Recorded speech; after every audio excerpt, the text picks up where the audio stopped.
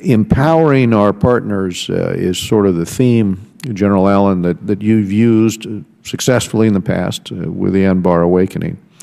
One of the real questions here, though, is which partners end up stepping up to the plate, and will they do more harm than good?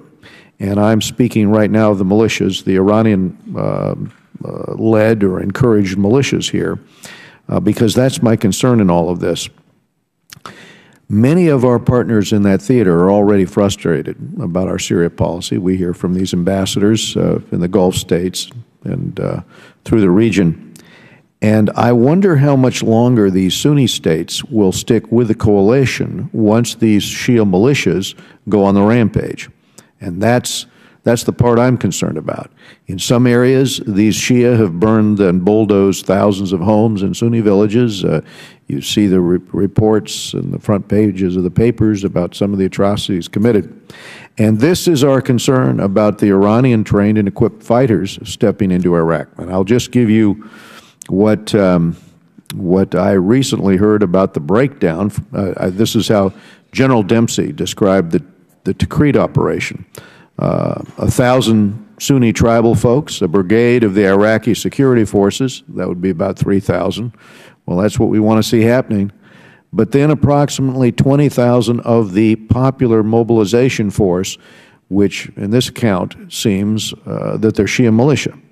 And so given that some of those militia are the same militia that in the past attacked U.S. forces during the height of the Iraq War, and some are known to have targeted these Sunni Iraqi citizens during the same period, given Iran's, involvement in this, how do we reconcile their role then and now? And to what extent are Iranian forces on the ground taking part directing these militias? I see some of it in interviews, and certainly coming from the region, the Iranians are trumpeting this. Well, Prime Minister Abadi has been pretty clear, very clear actually, that it is not his intention that there be developed any parallel security structures in Iraq. To that extent, the popular mobilization forces have generally been organized in a manner that ultimately they'll either be disbanded or will be subsumed under the National Guard's organizations once the National Guard legislation is passed and they become a reality. I think your question and your concern is very well placed. We're attempting to ensure that we understand what it is that the Iranians have done and what they've not done with respect to the militias in general and with regard to Tikrit in particular. And you are also correct that there are elements of these militias which are the ones that we have seen before, that we saw during our period of time in Iraq in large numbers, Kataib Hezbollah, Sab al-Haq, and others, that have the potential of creating a long-term security problem for the central government in Iraq. So we're watching this closely. We're working closely ultimately with the central government on the assimilation of those popular mobilization forces, those Shia elements that came forward in the aftermath of the attack on Iraq last June to try to preserve the integrity of Iraq. And ultimately it is the intention of Prime Minister Abadi that those forces either be disbanded or go home. The longer-term issue, your question, I think, implies we're going to have to deal with Kataib Hezbollah and those elements that are directly supported by the Iranians over time. And I think that is a security issue that the Iraqis are going to have to address. And I think that their time will come as this campaign continues to unfold.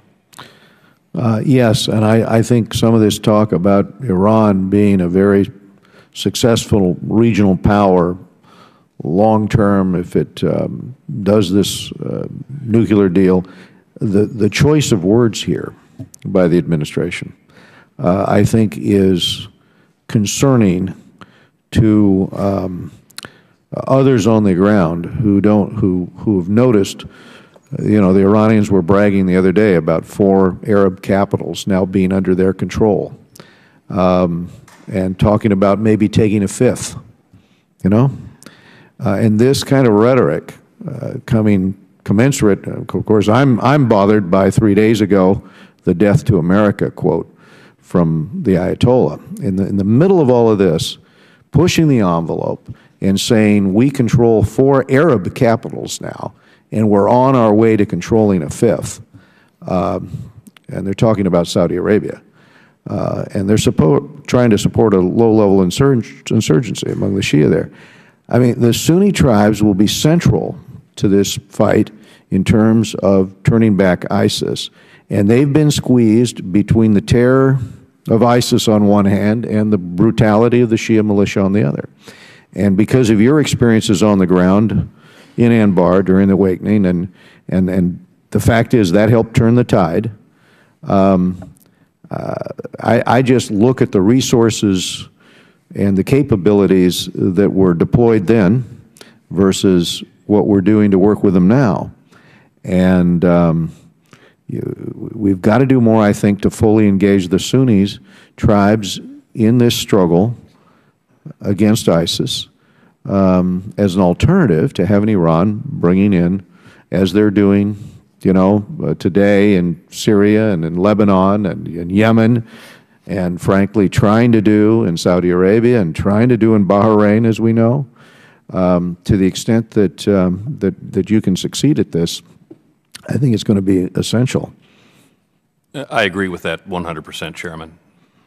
The unfolding of the counteroffensive in Iraq needs to liberate large numbers of the Sunni population, numbers that have really very few options with respect to— My time's expired.